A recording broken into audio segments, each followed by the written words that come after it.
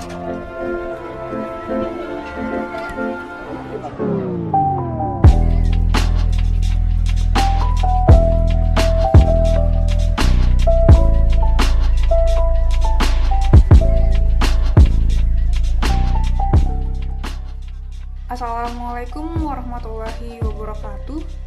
Perkenalkan, saya Apotekar Safira Evani Rizky Anwar SPAM, peserta Latsar CPNS 2022, Angkatan 17, Kelompok 3, BPSDMD Provinsi Kalimantan Selatan.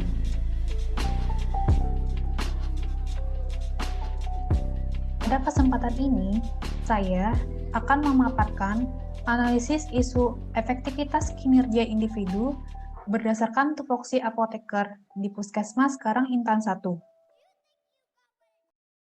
Ada beberapa tahapan analisis isu yang dilakukan. Yang pertama, pra-analisis isu, di mana pada tahap ini dilakukan identifikasi isu. Kemudian yang kedua, menganalisis dan menyusun isu dengan metode USG. Kemudian yang ketiga, dilakukan analisis isu dengan diagram Fishbone. Dan yang terakhir, rekomendasi alternatif permasalahan. Identifikasi isu atau masalah. Ada 3 isu utama yang didapatkan di tempat kerja. Yang pertama, kurang baiknya pengelolaan obat expired date. Yang kedua, kurang optimalnya perencanaan obat. Dan yang ketiga, belum berjalannya monitoring obat terhadap pasien dengan baik. 3 isu yang didapatkan dilakukan penapisan isu dengan metode USG, di mana USG merupakan urgensi, seriousness, dan growth. Urgensi adalah seberapa mendasaknya suatu isu harus dibahas, dianalisis, dan ditindaklanjuti. Seriously, seberapa serius harus dibahas isu tersebut. Dan kemudian ground, seberapa besar kemungkinan memburuknya isu tersebut. Berdasarkan analisis isu dengan metode USG, bisa dilihat prioritas isu dengan peringkat pertama dan skor 15, yaitu kurang baiknya pengelolaan obat expired. Maka, isu inilah yang akan diangkat.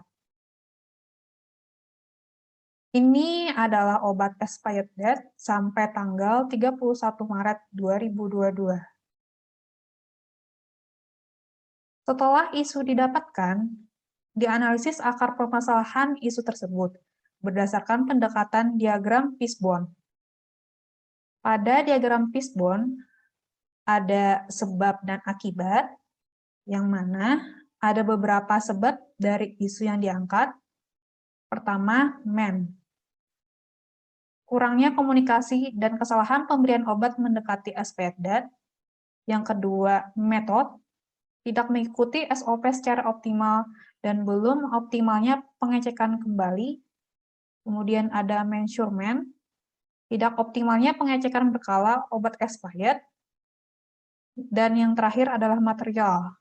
Penandaan obat expired tidak optimal dan SOP kurang lengkap. Dari sebab-sebab tersebut, didapatkan akibat berupa kurang baiknya pengelolaan obat expired. Setelah mengetahui akar permasalahan, dilakukan pemecahan masalah dengan analisis SWOT. Pemecahan masalah pertama, yaitu strength, kekuatan, yaitu adanya SOP sesuai standar yang dijalankan dengan baik, kemudian melakukan metode penyimpanan dan pengecekan obat dengan baik, dan melakukan perencanaan obat dengan matang. Lalu ada weakness, yaitu kelemahan.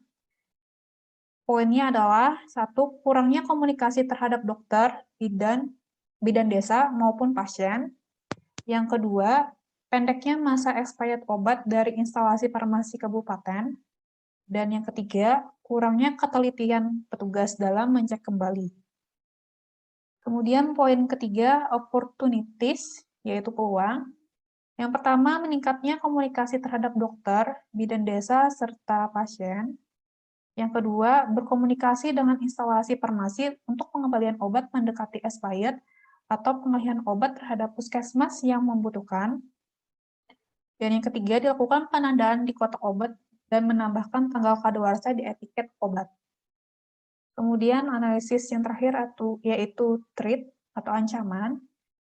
Yang pertama, pola presepan atau pola penyakit berubah sehingga terjadi slow moving atau dead stock. Yang kedua, kurangnya kesadaran tentang cost efektif terhadap obat. Dan yang terakhir, pendistribusian obat oleh instalasi farmasi kabupaten yang tidak sesuai dengan kebutuhan. Yang terakhir, dibuat rekomendasi alternatif isu atau masalah dengan isu yang diangkat tadi berupa kurang baiknya pengelolaan obat expired. Didapatkan dua alternatif penyelesaian. Yang pertama, melakukan pengecekan berkala dengan mengacu metode penyimpanan obat yang baik. Yang kedua, meningkatkan komunikasi terhadap dokter, bidan desa, dan pasien. Hasil yang diharapkan dari alternatif ini adalah dari poin pertama, mencatat expired date obat di kartu stok dan buku penerimaan obat. Kemudian membuat daftar obat yang memiliki expired date pendek, dan membuat label penandaan obat expired date. Untuk tahapan yang ketiga, poin yang kedua, yang pertama memberikan data obat expired date kepada dokter dan bidan desa. Yang kedua, merekomendasikan pemakaian obat yang mendekati expired date terlebih dahulu. Yang ketiga, membuat tanggal expired date di etiket obat pasien. Dan yang keempat, membuat poster atau leaflet tentang expired date. Hasil yang diharapkan dari alternatif ini adalah obat digunakan sesuai kebutuhan sehingga tidak ada lagi obat expired dengan jumlah yang banyak. Kemudian pihak yang diharapkan terkait adalah kepala puskesmas, tenaga farmasi berupa apoteker dan tenaga teknis kefarmasian, dokter, bidan desa, dan pasien. Demikian penjelasan yang dapat saya sampaikan. Salah hilap mohon maaf dan terima kasih. Wassalamualaikum warahmatullahi wabarakatuh.